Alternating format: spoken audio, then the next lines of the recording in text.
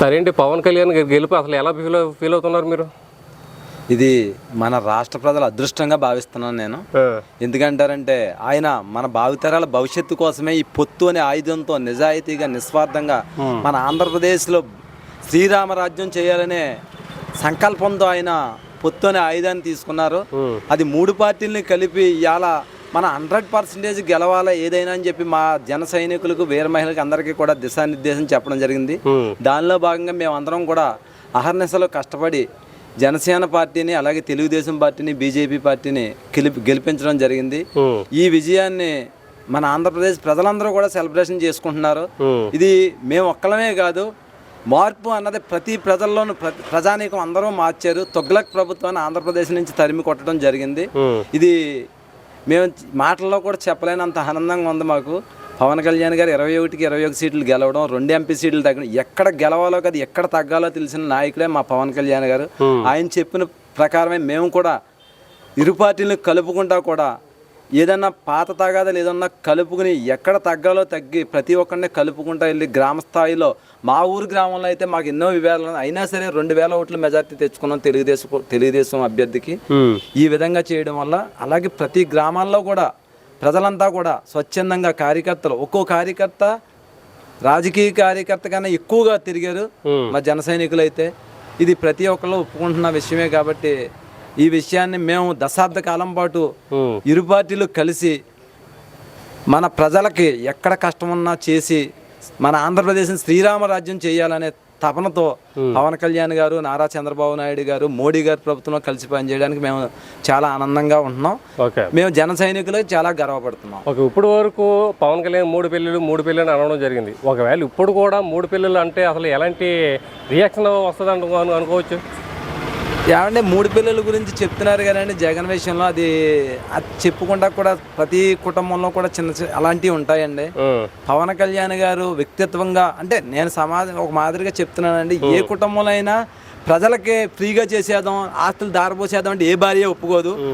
ఆ విధంగా కుటుంబ కలహాల్లో వల్లే అతన్ని ఈ విధంగా వెళ్ళింది. ఇప్పుడు ఉన్న ఆవిడ కూడా ప్రజలకు సేవ చేయాలన్న ఉద్దేశంతో ఈయన చేసుకోవడం జరిగింది. మోడీ గారు కూడా ఇలా వివాహం చేసుకునే వాళ్ళు ప్రతి కూడా కుటుంబంలో ఎలా ఉంటుందంటే సంపాదించాలి, దోసుకోవాలి, మనమే తినాలి, మనమే బాగుపడాలనుకుంటారు. పవన్ కళ్యాణ్ గారు అలా కాదు కాబట్టి ఆయనకి ఈ పరిస్థితి వచ్చింది. అసలు ఆయన ఇంకా పెళ్ళి అన్నది సమాజంలో చేసుకోవడం కాదు, పెళ్ళి చేసుకున్నా సరే మా ప్రజలకు ఏదో చేయాలి అన్న ఉద్దేశంతో చేశారు. అసలు పెళ్ళి అన్న కాన్సెప్ట్ ఇంకా అది నెససరీ అండి. Okay sir, thank you sir. నమస్కారం అండి. ఎలా ఉన్నారు? బాగున్నాను సార్. సార్ చెప్పండి సార్, ఏంటి ముద్రగడ పద్మనాభం అనే వ్యక్తి ఈరోజు ముద్రగడ పద్మనాభం రెడ్డి అని పేరు మార్చుకోవడం జరిగింది. అది ఎందుకనేది మీకే తెలుసు. పవన్ కళ్యాణ్ పిఠాపురం గెలిస్తే నా పేరు మార్చుకుంటున్నాను. నిజంగా ఆయన గెలవడం జరిగింది, ఈయన పేరు మార్చుకోవడం జరిగింది.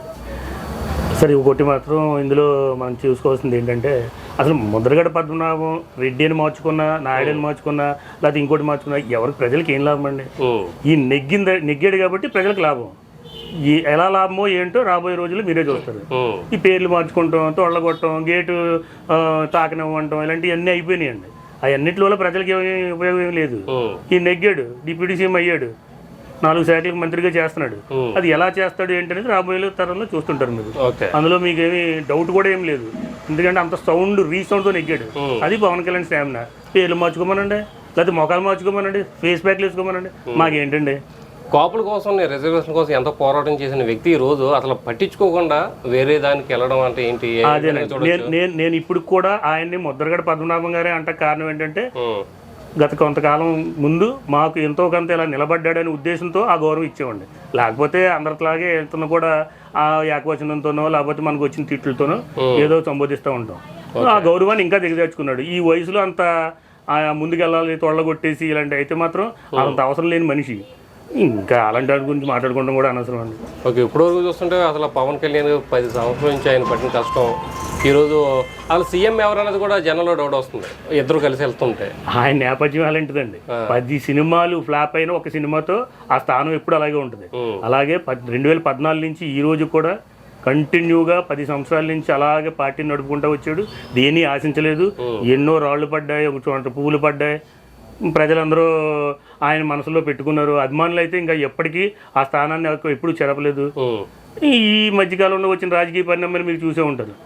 ఆంధ్రప్రదేశ్లో కాదు దేశ రాజకీయాల్లోనే పవన్ కళ్యాణ్ అనే పేరు చెప్పుకునేట్టు ఆయన తీసుకుని వచ్చాడు. కేవలం ఆయన కృషి, పట్టుదల, నిజాయితీ, దీని ప్రకారమే ఆయన ఈ స్థానంలో కూర్చున్నాడు. అది సీఎం స్థానం, డిప్యూటీ సీఎం స్థానం అనే కాదు, ఆయనకంటూ ఒక స్థానం అంతే. రాజకీయాలు సుస్థిర స్థానం. రాజకీయ చరిత్రలో, ఆంధ్రప్రదేశ్ రాజకీయ చరిత్రలో అతనికంటూ ఒక పేజీ రాసుకున్నాడు. ఇది అవునా కదా చెప్పండి మీరే. ఓకే, మరేంటి ఇప్పుడు ఇచ్చినటువంటి బాధ్యతలు ఎలా ముందుకు తీసుకెళ్తారు అనుకోవచ్చు? మీరు చూడాలండి, ఎందుకంటే కొత్తగా వచ్చాడు రాజకీయ అనుభవం లేదని చెప్పి అందరూ అనడం జరుగుతుంది. అనుభవం లేకపోతే ప్రధానమంత్రి దగ్గర పక్కనే కూర్చుంటాడా చెప్పండి? ప్రధానమంత్రి ఈ తుఫాన్ మనోడు గాలి కాదు, పవన్ కాదని చెప్తున్నాడు. అంతేనండి. ఇప్పుడు ఏదైనా సరే టైం రావాలండి, ఆ టైం వచ్చింది. ఆయనకి కష్టపడ్డాడు, ఒక పార్టీని గెలిపించాడు, తన అభిమానులు కానీ తన నాయకులు కానీ గెలిపించుకున్నాడు. ఆంధ్రప్రదేశ్లో తనకంటూ ఒక స్థానం సంపాదించుకున్నాడు. ఓకే, కళ్యాణ్ గెలుపుపై అసలు మీరు స్పందన ఏంటి? ఎందుకంటే 2 సార్లు ఓడిపోయారన్న వ్యక్తి ఈరోజు డిప్యూటీ సీఎం, సరే ఎలా ఫీల్ అవుతుంది? ఇందులో ప్రత్యేకించి పవన్ కళ్యాణ్ అభిమానిగా మా జనసేన నాయకులు, కార్యకర్తలు, దానికన్నా ముందు మెగా ఫ్యామిలీ నుంచి మేము ఇలాంటి విజయం గురించి 2009 నుంచి ఇప్పటి వరకు మేము ఎదురు చూస్తూ ఉన్నాం. ఈ విజయం అత్యంత తృప్తినిచ్చింది మా ఫ్యాన్స్కి. ప్లస్ ఇంకా జనసేన నాయకులుగా లేకపోతే కార్యకర్తలుగా అయితే మాత్రం ఇంక చెప్పక్కర్లా. జెండాలు మోసారు, ఏ రోజు ₹1 తీసుకోకుండా ఆయన వెనకాల తిరిగారు.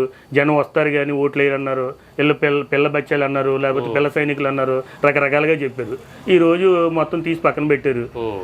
ఆయన కూడా అన్నాడు ఒక మాట, నా పేరు చెప్పుకుంటాకో, నా పేరు ఎలా చెప్పాకో, మీ ఛానల్స్లో చెప్పడాకే భయపడుతున్నారు, మీరు చెప్పుకునేలా చేస్తా అన్నాడు.